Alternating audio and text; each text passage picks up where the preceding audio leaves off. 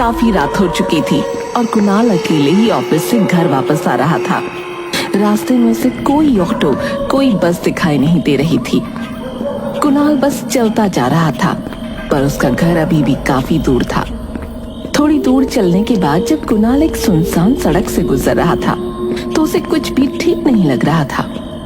उसे बार बार ऐसा लग रहा था कि कोई उसके पीछे चल रहा है।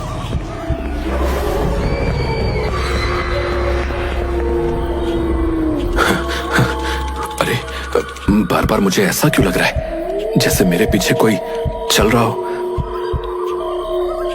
कुणाल अपने कदम जल्दी जल्दी बढ़ाने लगा ताकि वो जल्द से जल्द घर पहुंच सके।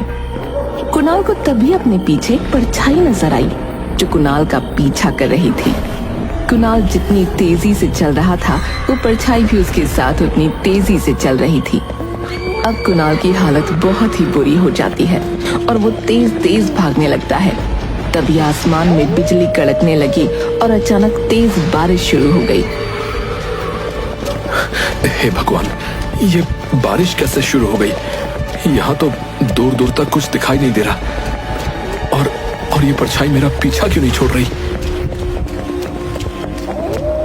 कुणाल उस बारिश में भागता जा रहा था और तभी अचानक एक गाड़ी से टकरा गया।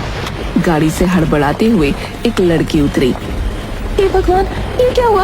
आप ठीक तो है ना? हाँ, मैं ठीक हूँ, बस जरा सी पैर में लग गई है। आपको तो काफी लग गई है। बारिश में मुझे ठीक से दिखा नहीं और बस एकदम से आप सामने आ गए। मुझे प्लीज माफ कर देना। नहीं, कोई बात नहीं, गलती मेरी भी है। आप बताइए, आप कहाँ रहते हैं? मैं आपको आपके घर छोड़ देती हूँ। अरे नहीं, मैं खुद से चला जाऊंगा। देखिए, मेरी वजह से आपको लगी है, प्लीज बताइए, मैं आपको घर छोड़ दूंगी।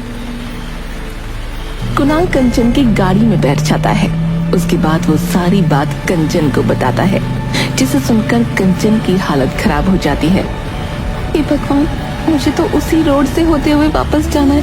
मैं अकेले इतनी रात में अब कैसे जा पाऊंगी? अगर आपको एतराज ना हो तो आज रात आप मेरे घर रुक सकती हो और सुबह चली जाना। वो रास्ता बहुत खतरनाक है। कंचन बहुत डरी हुई होती है। उसकी हिम्मत वापस जाने की नहीं होती। उसे कुणाल एक शरीफ लड़का लगता है, इसलिए वो उसके साथ उसके घर रुक जाती है। आप यहाँ बैठिए, मैं जरा कपड़े बदल कर आता हूँ। जी, कोई बात नहीं। कुणाल अपने कपड़े बदल कर आता है और देखता है कि कंचन भी थोड़ी भीगी हुई है और ठंड से कांप रही है। मैं आपके लिए कुछ पहनने को लेकर आता हूँ, ऐसे तो आप बीमार हो जाएंगी। कुणाल अंदर से एक नाइट सूट लेकर आता है और कंचन को दे देता है। कंचन उसे पहन लेती है।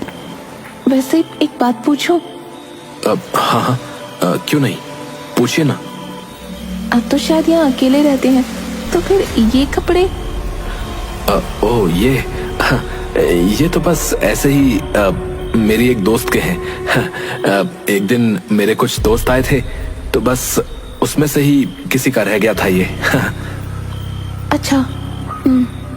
रात को कुणाल और कंचन अलग अलग कमरे में सो जाते हैं। कुणाल जब गहरी नींद में होता है तो अचानक उसकी चादर कोई खींच देता है। कुणाल हड़बड़ा कर उठ जाता है।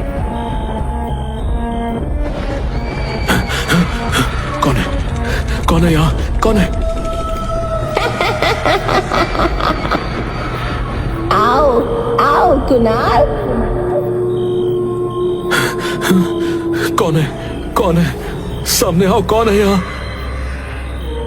कुणाल की आवाज सुनकर जल्दी से वहां कंचन भागते हुए आती है और लाइट जला देती है। कुणाल पसीने में लथपथ अपने बिस्तर पर बैठा कांप रहा था। क्या हुआ? आप चिल्ला क्यों रहे थे? वो यहाँ आई थी। वो मुझे बुला रही थी, मेरे नाम से मुझे पुकार रही थी। पर कौन? कोई भी तो नहीं है यहाँ।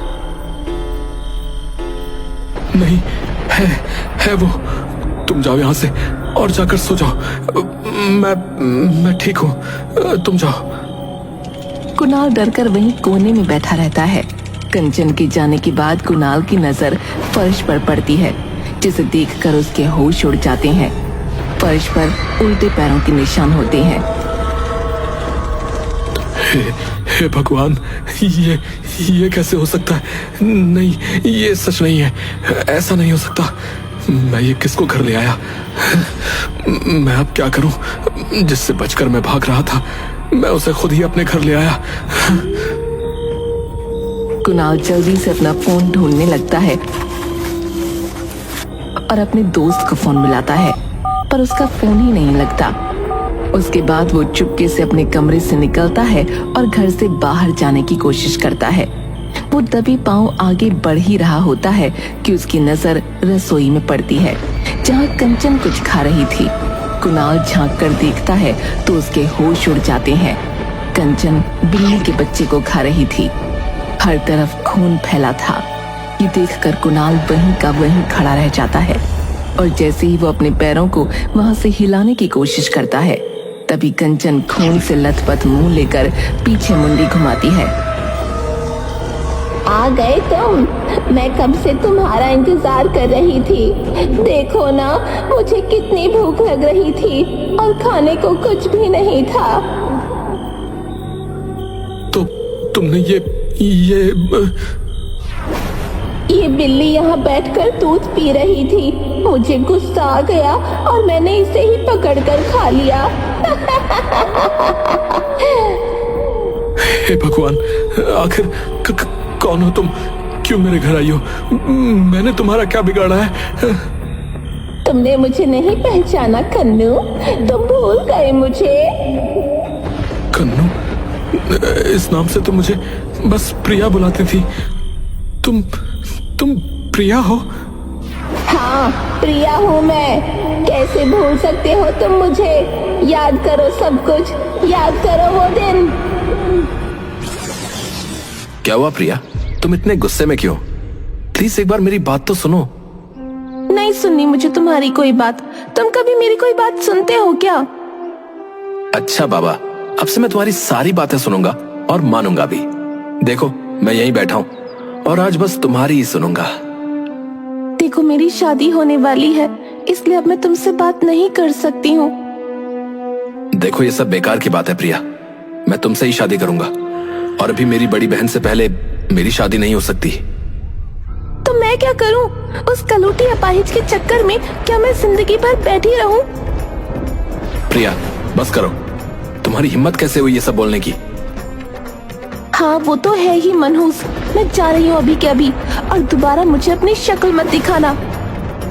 हाँ जाओ, और मैं मर जाऊंगा पर कभी वापस नहीं आऊंगा। तुम तो चली गई थी ना मुझे छोड़कर? हाँ, गई थी और रोड पर बारिश में खड़ी तुम्हारा इंतजार करती रही कि शायद तुम आओगे, पर नहीं, घंटों हो गए तुम नहीं आए। फिर मैंने उसी सड़क पर एक ट्रक के आगे आकर अपनी जान दे दी। क्या कह रही हो तुम?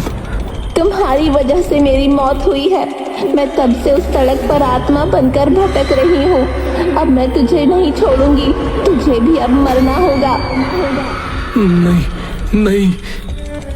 कुणाल वहां से अपनी जान बचाकर भागता है और जैसे ही वो दरवाजे तक पहुंचता है, वैसे ही दरवाजा अपने आप बंद हो जाता है। कुणाल इधर उधर भागने लगता है, पर चारों तरफ से सारे खिड़की दरवाजे बंद हो जाते हैं। कुणाल कहीं से भी बाहर नहीं जा पा रहा होता। उसे समझ नहीं आता कि अब वो करे तो क्या करे। अब मैं तुझे यहाँ से जिंदा नहीं जाने दूंगी। कोई दरवाजा खोलो, कोई खोलो दरवाजा। बचाओ मुझे, प्लीज, कोई मुझे बचाओ। बाहर से कोई दरवाजा नहीं खोलता और कंचन कुणाल की तरफ बढ़ती चली आ रही होती है। कुणाल उसके आगे हाथ जोड़ता है। मुझे छोड़ दो प्रिया, मेरी बात तो सुनो, मुझे छोड़ दो। प्रिया के सर पर खून सवार होता है। वो कुणाल की गर्दन पकड़ने ही वाली होती है कि तभी कुणाल वहां पर रखा फूलदान उसके सर पर दे मारता है। कंचन वहीं गिर जाती है और बेहोश हो जाती है। मुझे जल्दी कुछ करना होगा, पर मैं क्या करूं? कुणाल बाहर भागने का सोचता है, पर फिर अचानक उसका ध्यान कंचन के बैग पर पड़ता है। कुणाल बैग खोलकर उसमें उसका सामान देखने लगता है। उसमें कंचन की एक फोटो मिलती है। उस फोटो में कंचन और प्रिया साथ में खड़े होते हैं। अब ये क्या है? कंचन और प्रिया एक दूसरे को जानते हैं और ये पीछे तो राहुल खड़ा है। हेलो राहुल, मैं कुणाल बोल रहा हूँ। हम सेम कॉलेज में थे, याद है? साथ में फुटबॉल खेलते थे, याद है?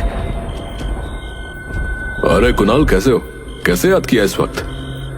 तुम कंचन को कैसे जानते हो? भाई, उस लड़की का नाम मत ले। अरे पर ऐसा क्या हुआ है? भाई प्लीज, मैं अभी फोन रखता हूँ। प्लीज भाई, मुझे तुम्हारी बहुत जरूरत है। एक बार मेरी बात तो सुनो। वो मेरे घर इस वक्त बेहोश पड़ी है। मैं जल्दी तुम्हारे घर आ रहा हूँ, पर उसे तब तक उठने मत देना। इतना सुनकर राहुल फटाफट कुणाल के घर एक बाबा को लेकर पहुंचता है। कहाँ है वो चुड़ैल? अच्छा, अभी तक बेहोश है। सही है। चुड़ैल? हाँ, चुड़ैल है ये, चुड़ैल। बाबा, इसे जल्दी से कब्जे में करो, वरना अगर होश में आ गई तो किसी को नहीं छोड़ेगी। बाबा अपने तंत्र मंत्र से कंचन के चारों तरफ घेरा बना देता है। ये सब क्या हो रहा है? कौन आया है यहाँ? तुमने इसको यहाँ क्यों बुलाया? ताकि इस बार मैं तेरा खेल हमेशा हमेशा के लिए खत्म कर दूं। कुछ नहीं कर पाएगा मेरा। इसको मार दूंगी, मैं मार दूंगी। तुझे जिसको मारना था मार तो दिया, अब इसको क्यों मारना चाहती है? ये सब क्या हो रहा है? तुम अभी शांत रहो, मैं तुमको सब बताऊंगा। ओम ह्रीम क्लीम स्वाहा। ओम ह्रीम क्लीम स्वाहा। मैं तुझे नहीं छोड़ूंगी, समझ गया तू? तू बचेगी तब मेरा कुछ बिगाड़ पाएगी, तू नहीं बचेगी। बाबा सिंदूर निकालकर कंचन के माथे पर मल देता है, जिससे वो बुरी तरह से चिल्लाने लगती है और फिर अचानक गायब हो जाती है। ये सब देख कुणाल के होश उड़ जाते हैं। ये सब क्या हो रहा है मेरे साथ? प्लीज मुझे कुछ बताओ। शायद तुमको पता नहीं है, पर प्रिया कॉलेज में जादू टोना करती थी। क्योंकि तुम प्रिया से प्यार करते थे, इसलिए कोई भी तुमको ये बात बताने से डरता था कि कहीं तुम प्रिया को ना बता दो और फिर वो जाने उसका क्या करेगी। तुम्हारे कॉलेज छोड़ने के बाद कंचन नाम की एक लड़की ने कॉलेज में एडमिशन लिया था। कंचन मुझे प्यार करने लगी थी और मुझे हासिल करने के लिए उसने प्रिया से जादू टोना सीखा और मैं उससे प्यार भी करने लगा था। पर एक रात जब मैं अचानक उसके घर पहुंचा तो मैंने उसे जादू टोना करते हुए देख लिया। मैं उसके बाद सीधा इन बाबा के पास गया, जिन्होंने मुझे उसके चंगुल से आजाद किया। कंचन मुझे वश में ना कर सकी, इसलिए उसने आत्महत्या कर ली। उसके कुछ दिन बाद हमने ये खबर सुनी कि प्रिया की भी मौत हो गई है और उसे उस कंचन ने ही मारा था। वो अपना प्यार ना हासिल कर सकी, इसलिए उसने प्रिया को भी मार डाला ताकि उसे भी उसका प्यार ना मिले। हे भगवान, तभी ये कंचन मेरे बारे में इतना जानती थी कि उस रात क्या हुआ। उसने मुझे बोला कि उस रात जब मेरा और उसका झगड़ा हुआ तो उसने ट्रक के आगे आकर आत्महत्या कर ली। प्रिया की मौत ट्रक के आगे आकर नहीं, बल्कि छत से कूदकर हुई थी। प्रिया का दिमाग अपने वश में नहीं था। कुछ दिनों से वो अजीब हरकतें करने लगी थी और रात को चिल्लाकर उठ जाती थी। जब हम उसके घर गए तो उसकी मां ने बताया कि उसे कंचन दिखाई देती थी। प्रिया की मौत कब हुई थी? 30 जून को। क्यों, क्या हुआ? अरे, प्रिया आखिरी बार मुझसे 1 जुलाई को मिली थी, जब वो मेरे घर आई थी और आते ही बस मुझसे लड़ने लगी। मतलब जो मेरे घर आई थी वो प्रिया थी नहीं। हे भगवान, मतलब वो कंचन ही थी। प्रिया, प्रिया, प्रिया, मुझे माफ कर देना प्रिया।